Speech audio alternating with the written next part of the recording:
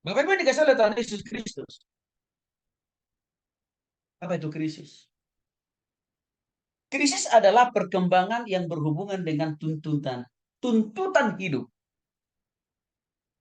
yang mana kita bisa mengalami kesukaran, tantangan, persoalan, bahaya. Dan ini pasti dialami oleh semua orang, baik yang masih kecil sampai yang sudah lansia. Dan juga semua dari berbagai budaya yang berbeda pasti ngalamin tuntutan kesukaran, persoalan, dan pergumulan itu. Mereka juga punya latar belakang pendidikan, juga tidak terbebas dari yang namanya tuntutan, kesukaran, pergumulan. Sudah barang tentu kita sebagai anak Tuhan, bahkan sebagai hamba Tuhan, kadang-kadang justru lebih banyak tuntutan mara bahaya, kesukaran, persoalan, pergumulan yang kita alami. Dan itu bisa menghadirkan yang namanya krisis. Krisis juga sering didefinisikan sebagai perasaan tidak berdaya, tidak mampu, tidak sanggup, tidak kuat berhadap-hadapan dengan tantangan, persoalan, tuntutan, dan pergumulan.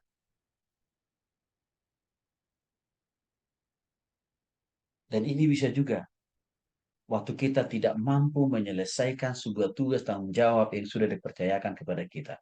Maka kita bisa mengalami krisis.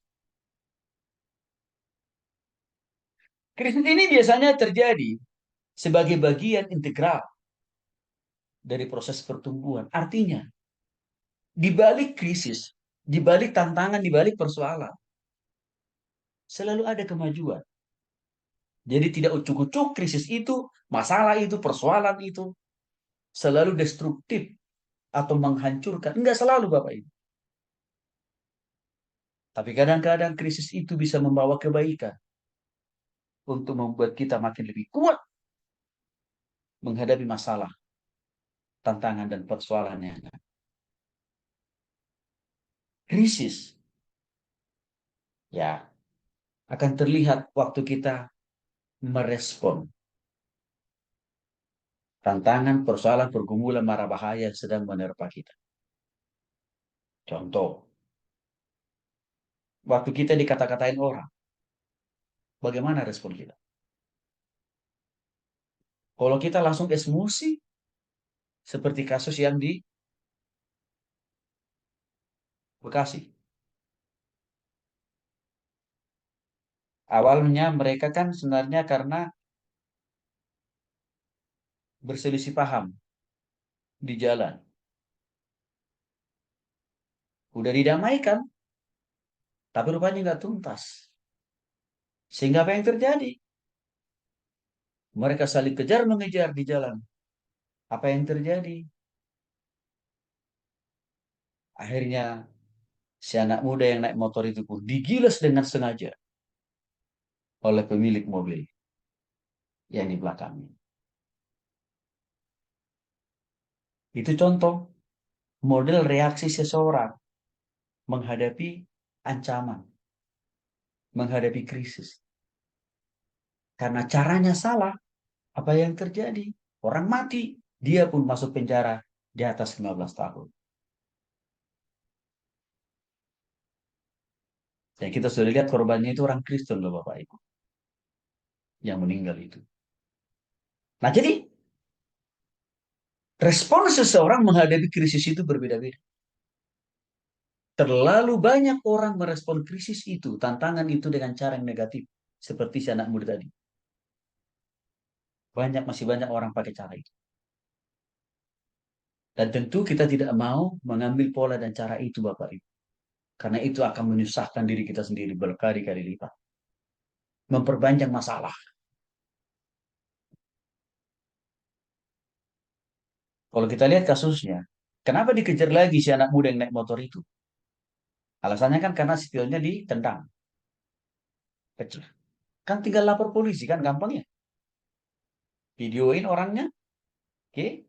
Dan juga langsung lapor ke polisi, selesai kan, enak tuh. Biar polisi yang tangani. Tapi karena dia tidak mampu mengendalikan emosinya, dia gila sehabis orang. Hanya siapa yang jadi paling bersalah? Dirinya sendiri. Padahal tadinya kalau dia atasi emosinya, dia lapor ke polisi, justru mungkin yang dihukum itu adalah si almarhum kan. Tapi justru sekarang jadi terbalik. Itulah kalau reaksi kita salah dalam merespon krisis atau dalam merespon masalah. Bapak Ibu, saya selalu senang belajar ya dari setiap peristiwa yang terjadi di sekeliling kita, termasuk yang saya lihat di televisi. Saya selalu belajar dari situ. Tuhan terima kasih. Saya bisa banyak belajar, saya nggak boleh begini nih. Itu makanya Roma 8 ayat 28 itu mengatakan bahwa Allah turut bekerja dalam segala sesuatu mendatangkan kebaikan buat kita. Allah seringkali mempertontonkan orang lain melakukan kesalahan untuk mengingatkan kita supaya kita jangan melakukan kesalahan yang sama, atau kesalahan yang baru. Kita pastikan oleh Roma pasal 8 ayat 28 itu Bapak. Lebih baik dikasih oleh Tuhan Yesus Kristus.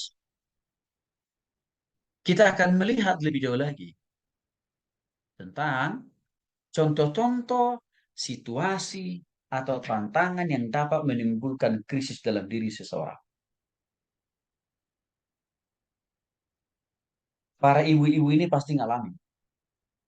Waktu pertama kali mereka punya pengalaman akan melahirkan anak pertama. Itu pergumulannya berat. Itu hitung-hitungannya antara hidup dan mati itu. Nanti kita tanya ibu-ibu ini nanti di sesi pelajaran kita. Itu pertarungan nyawa bagi seorang ibu waktu pertama kali dia melahirkan anak. Antara ya anaknya yang selamat atau ibunya yang selamat. Belum lagi mungkin ya nggak bisa melahirkan normal. Harus dioperasi. Oke, dioperasi. Biaya tidak tersedia. Itu juga menjadi sumber krisis kan Bapak Ibu? Ada biaya pun. Dokter mengkonfirmasi. Duh, kayaknya ini anak ibu bermasalah ini. Tumbuh kembangnya dalam kandungan tidak normal. Makin sempurnalah sudah krisis yang dialami oleh seorang ibu. Khususnya dalam peristiwa-peristiwa seperti ini. Bagaimana dengan suami? Saya kira juga mengalami. Cuma tekanan krisisnya tidak lebih berat dibanding istri. Karena suami harus putar otak. Cari cuan dari mana untuk operasi istrinya. Ya, akan berpikir keras untuk itu. Ini seringkali juga menjadi pemicu atau situasi orang bisa mengalami krisis. Situasi kedua, disapi, artinya melepas susu ibu dari bayi. Artinya adanya proses di mana bayi itu akan mulai dialihkan. Berhenti ya minum ASI, lalu dia akan mulai dimandirikan untuk makan makanan yang lebih keras. Bayi juga bisa mengalami krisis loh Bapak. Sehingga dalam kondisi-kondisi bayi seperti ini kan seringkali sakit, demam tinggi berhari-hari. Sehingga orang tuanya bingung, kenapa ya? Ada apa ya? Sehingga kadang-kadang tarik ulur suami dan istri. Antara mau melanjutkan, ya tetap dia dikasih ASI atau tidak. Ya, latihan ke kamar kecil bagi anak pertama kali. Ini juga bisa menimbulkan krisis bagi seorang anak. Karena dia belum tahu. Karena selama ini kan dia pipisnya dipopoknya sendiri atau pakai pampers kan gitu. Tapi tiba-tiba dia harus dimandirikan. Dia ada pakai pampers-pampers. Ini juga bisa mengalami, bisa juga menimbulkan krisis dalam diri seorang anak. Walaupun masih kecil. Yang berikutnya, suasana kompleks. Oedipus. Apa ini? Tahapan perkembangan psikoseksual pada masa anak-anak ketika hasrat anak untuk secara seksual memiliki orang tua dengan jenis kelamin yang berbeda. Memang ini tidak kelihatan. Ya, kadang-kadang orang tuanya itu tidak tahu, tapi dalam diri anak kadang-kadang ini muncul. Ya, kadang-kadang ya kalau anaknya anak perempuan, dia nggak suka dengan mamanya, lebih sukanya ke bapaknya. Kalau anaknya laki-laki, dia nggak suka, benci sama bapaknya, lebih suka sama mamanya. Situasi-situasi seperti ini dialami oleh seorang anak loh bapaknya. Dan itu menimbulkan krisis buat mereka karena mereka sedang mencari-cari yang mana sih orang tuaku kan gitu. Karena mereka belum bisa mengkomunikasikan seperti kita orang dewasa maunya, kesukaannya, keinginannya belum. Waktu Bapak Ibu masih ingat pertama kali masuk sekolah, entah playgroup, TK, SD, juga mengalami stres kan? Oke, lalu apa? Proses dari anak-anak masuk ke fase remaja juga bisa menjadi krisis bagi seorang anak remaja. Karena kenapa? Dia sedang meraba-raba. Kira-kira nanti kalau saya tidak lagi anak-anak, masih dikasihi oleh orang tua saya enggak ya? Udah begitu cara berpikirnya. Ya, jadi takut kehilangan perhatian dari orang tuanya karena dia akan masuk dalam fase remaja. Ya, di sisi lain, karena dia belum tahu situasi, kondisi, iya, kepribadian, karakter, situasi seorang remaja, dia juga stres itu. Kira-kira nanti ada orang mau berteman dengan saya enggak ya? Memilih pekerjaan pertama kali. Juga ini bisa menjadi sumber krisis. Yang mana mungkin pekerjaan itu jauh dari ekspektasinya, harapannya, keinginannya. Tapi tidak ada pilihan. Dia harus bekerja. Karena kalau enggak, tidak punya penghasilan. Ini juga bisa membuat krisis. Ditambah lagi, dia harus beradaptasi dengan orang-orang baru. Dan jenis pekerjaan yang dia tidak suka. Ya,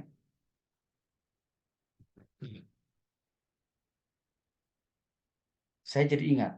Waktu pertama kali saya ambil keputusan jadi hamba Tuhan, Bapak Ibu. Saya juga mengalami krisis kok. Mengalami tekanan yang sangat berat. Mengapa? Karena saya harus memutuskan jadi hamba Tuhan. Bukan di gereja, sinode, besar, yang kaya dengan fasilitas tunjangan. Bukan.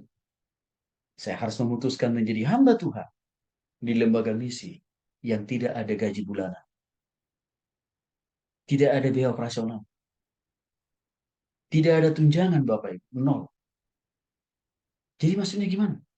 Saya hanya pakai lembaga itu. Nama saja. Untuk saya bisa melayani orang lain. Tapi hidup hanya beriman pada Tuhan. Saya mengalami krisis juga waktu itu. Bergumul saya. Tapi Tuhan terus yakinkan saya. Ya, bahwa keputusan saya itu tidak akan pernah salah. Meninggalkan rumah pertama kali untuk kos atau pindah. Karena kita akan berpisah dengan orang tua. Ini juga bisa menimbulkan krisis. Karena mungkin kita terbiasa selama ini hidup bersama dengan orang tua. Dengan sarana fasilitas yang selalu bersama dengan orang tua. Tiba-tiba harus pindah. Ya, yang kita tidak tahu.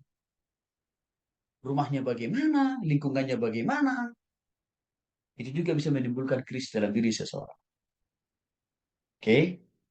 Dan situasi yang lain, meninggalkan sekolah karena pindah. Contoh kasus misalkan. Karena papa mamanya harus pindah tugas. Sehingga anak-anaknya mau tidak mau harus ikut pindah sekolah. Kadang-kadang orang tua tidak tahu situasi krisis yang dialami oleh anak seperti ini. Dipaksa aja itu anaknya ikut pindah. Memang kadang-kadang orang tua sulit.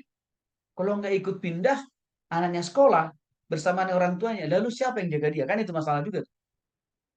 Kadang-kadang anak stres, dipaksa pindah.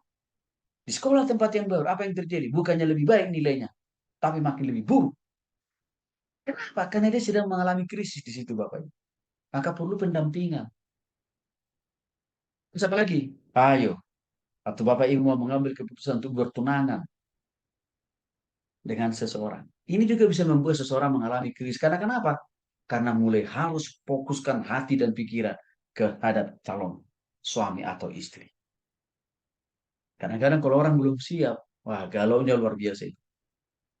Tips yang lain, penyelesaian diri dalam pernikahan dengan pasangan.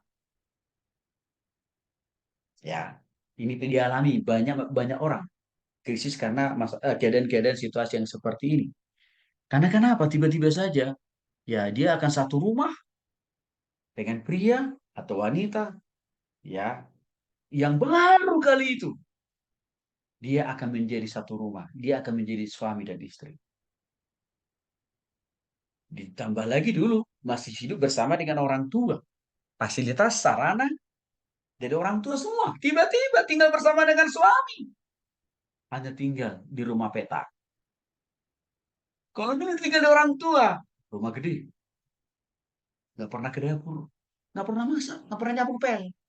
Tiba-tiba di rumah kontrakan harus nyapu ngepel, belanja, masak. Dan sebelumnya nggak pernah diajarin. Itu bisa membuat ibu-ibu rumah tangga mengalami krisis. Bagaimana para pria? Bisa nggak mengalaminya juga dalam situasi yang sama? Bisa. Karena suka atau tidak suka, mau atau tidak mau, dia harus berpikir keras bagaimana mencari nafkah untuk istrinya. Bagaimana dia harus berpikir dan berjuang. Bagaimana uang kontrakan setiap bulan harus tersedia sebelum jatuh tempo.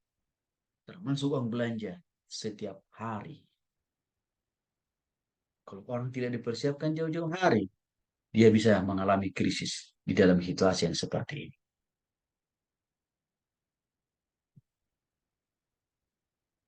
Masa kehamilan. Pertama, kalau masa kehamilan kedua, ketiga, nggak terlalu biasa. Tapi masa kehamilan pertama bagi seorang perempuan, bagi seorang ibu, ya, juga bisa mendatangkan krisis karena akan terjadi banyak perubahan. Pola pikir, emosi, organ tubuh, hormon meningkat. Makanya kalau suami tidak paham situasi-situasi seperti ini, rentan bagi seorang istri, wah, bisa masalah besar kalau suaminya tidak paham. Termasuk dari kelahiran anak, ya.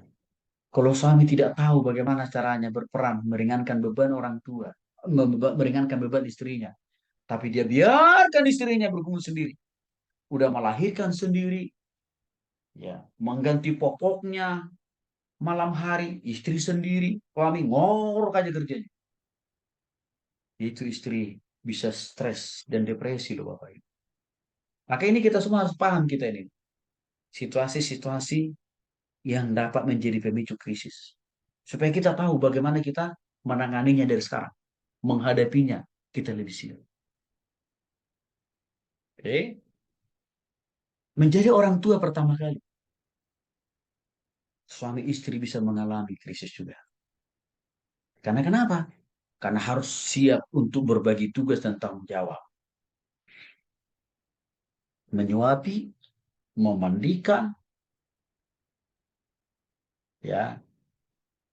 Terus apa?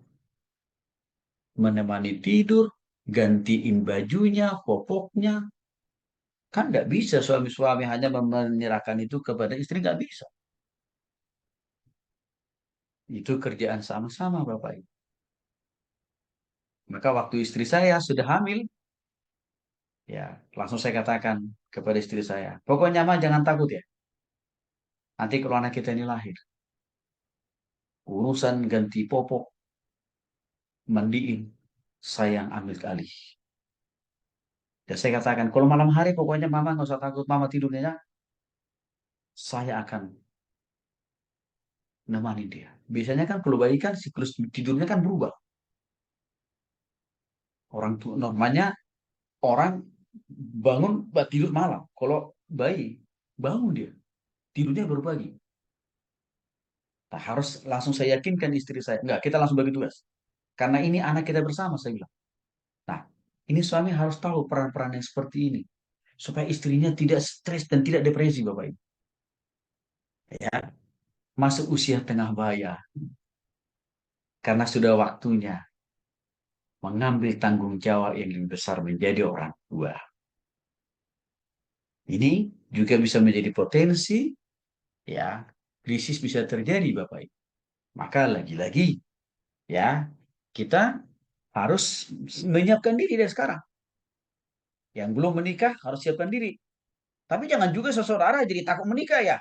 Karena kenapa? Kayaknya dengar pengalamannya Pak Tony kok menikah itu jadi susah ya. Enggak lah, ya itu hanya proses biasa aja. Begitu ya Bapak Ibu ya. Nah, kehilangan orang tua, kehilangan orang tua juga bisa membuat seseorang itu berpotensi mengalami krisis. Karena dia akan merasa tidak lagi pernah berjumpa lagi dengan orang tuanya untuk jangka waktu yang amat dan sangat panjang alias selama-lamanya. Ya. Sisi yang lain, bagi para perempuan mati haid, menopause. Juga ini bisa menimbulkan krisis juga bagi seorang perempuan. Karena menganggap, saya tidak lagi sama seperti dulu. Nah, ini harus diatasi. Dengan cara apa? Jangan terlalu berpikir negatif. Karena kenapa? Mati haid itu proses alami kok. Yang pasti dialami oleh mayoritas dominan para perempuan. Jadi jangan juga mengukur harga diri sebagai wanita itu hanya karena persoalan sudah mati haid. Enggak, jangan juga lah. Nah, bagi kita yang akan masuk menjelang masa pensiun, juga bisa menjadi sumber krisis. Karena kenapa? Diri tidak lagi dianggap bernilai, berharga alias tidak produktif. Banyak loh Bapak Ibu. Yang tadinya dia waktu dia masih sangat aktif, ya luar biasa. Tapi waktu dia pensiun, ujungnya apa? Sakit-sakitan.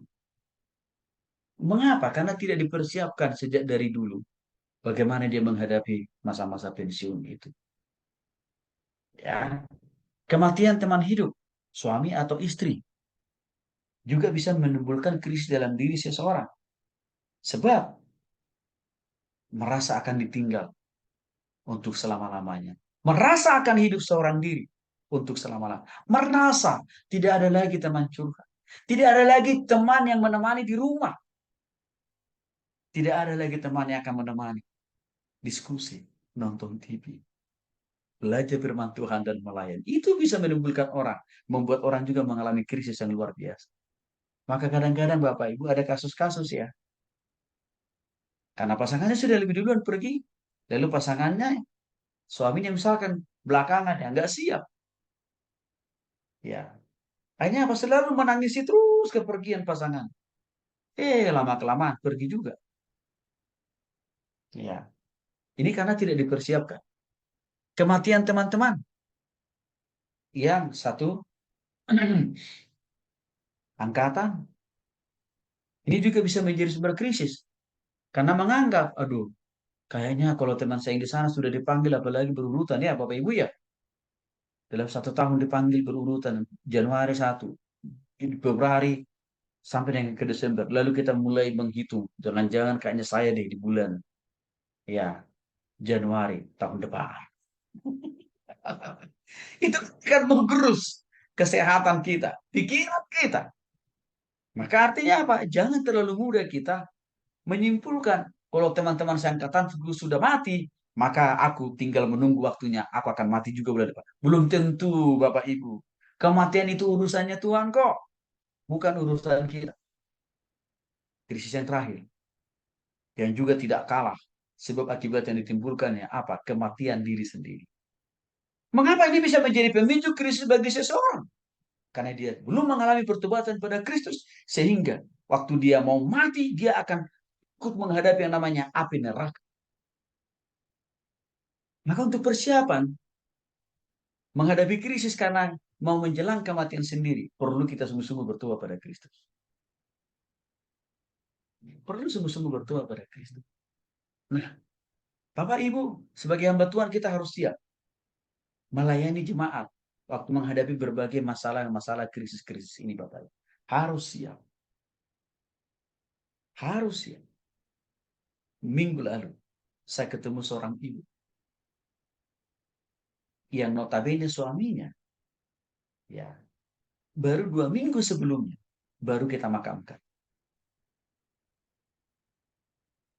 Ibu ini tidak yakin, tidak percaya suaminya akan secepat itu pergi. Mengapa? Karena 3 tahun sebelumnya, waktu COVID datang, suaminya ini dijagai oleh Tuhan. Tidak kena COVID. Bahkan sebelum COVID datang, suaminya ini kena sakit, suaminya ini sakit parah.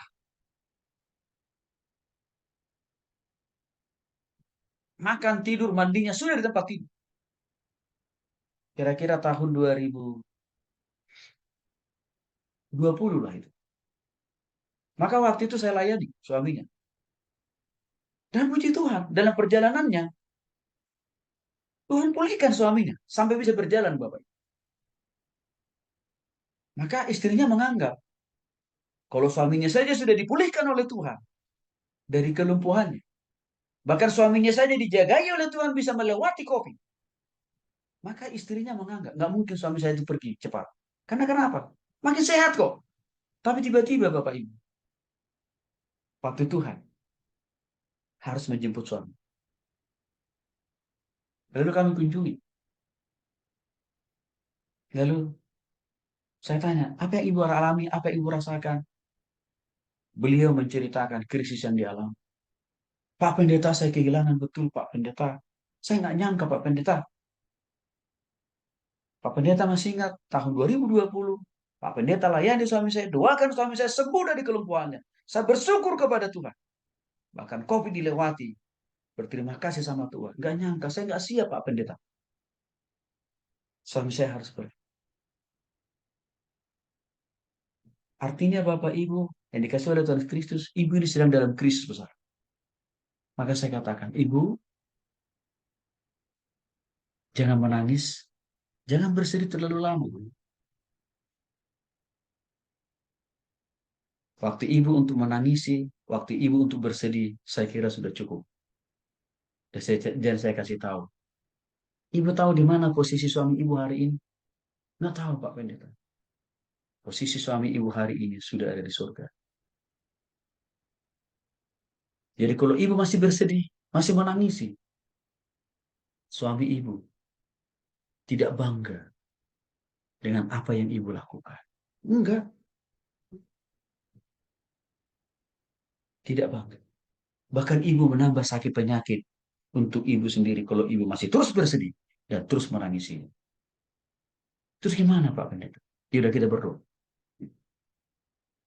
Akhirnya saya injili Ibu ini, saya bimbing. Saya jelaskan fakta-fakta tentang ayat Alkitab berhubungan dengan di mana posisi suami kita kalau sudah percaya kepada Kristus. Lalu dipanggil oleh Tuhan. Di mana posisi mereka? Kami pulang dari tempat itu langsung saya lihat berubah wajah ibu ini dan bersuka cita. Pak Tony, Pak Pendeta terima kasih ya Pak. Lalu saya tanya, Bu, kalau ibu nyusul dipanggil Tuhan gimana? Ah, nggak apa-apa Pak Tony, saya siap. Bayangin Bapak Ibu. Nggak apa-apa Pak Tony, saya siap. Hari ini, esok, lusa, malam ini saya siap, kata dia. Disitulah pentingnya pelayanan kita waktu orang menghadapi masa-masa krisis menjadi sangat penting. Collins menjelaskan jenis-jenis krisis yang pasti dialami oleh kita. Ketika menghadapi kenyataan yang mengganggu karena mengaburkan tujuan atau target yang kita sudah tetapkan. Contoh, gagal. Kita mengalami kegagalan. Ini bisa membuat orang krisis. Ya. Yang berikutnya apa? Terlalu merasa tua dalam mencapai cita-cita impian yang lebih besar. Ini juga bisa membuat orang, karena kenapa? Tidak punya daya lagi. Orang itu merasa sudah kehilangan kesempatan. Maka untuk itu Bapak Ibu jangan kita buang-buang waktu dan kesempatan ini yang Tuhan berikan. Kita gunakan dengan produktif. Alasan lain, karena saya sudah menjadi seorang duda atau janda. Nggak mungkinlah saya berharga diterima oleh orang lain. Itu bisa buat orang krisis juga. Alasan lainnya, wah hidup saya kan udah nggak ada tujuan. Nggak ada maknanya lagi. Ah, ini udah habis, udah putus pengharapan Bapak Ibu. Belum lagi kalau orang itu diserang oleh berbagai sakit penyakit yang bertubi-tubi. Sudah berubah sana sini, sudah didoakan, nggak sembuh-sembuh. Ini pasti bisa melahirkan krisis. Bahkan dia mungkin sudah kehilangan kepercayaan kepada semua orang, termasuk terhadap semua anggota keluarganya. Ditambah lagi, kalau rumahnya, usahanya, bisnisnya, tokonya terbakar, kembali ke titik nol. Ayub pernah mengalami krisis loh Bapak Ibu. Waktu dia harus kehilangan istri anak-anaknya dan juga hartanya. Pernah mengalami krisis. Tapi dia cepat-cepat datang kembali kepada Tuhan. Penolakan yang kita alami di rumah, di pekerjaan, karena mungkin agama kita berbeda, suku kita berbeda. Ini juga bisa membuat kita mengalami krisis.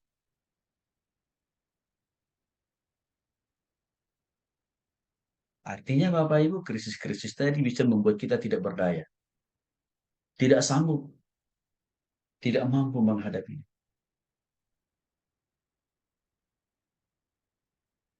Nah, jadi pertanyaannya, adakah manusia yang tidak pernah mengalami krisis? Nggak ada. Karena situasi-situasi yang tadi pasti pernah kita alami. Hanya tinggal yang membedakannya adalah cara setiap kita menghadapi krisis itu yang berbeda memang. Kalau cara kita salah menghadapi krisis, maka krisis itu akan menjadi bencana malah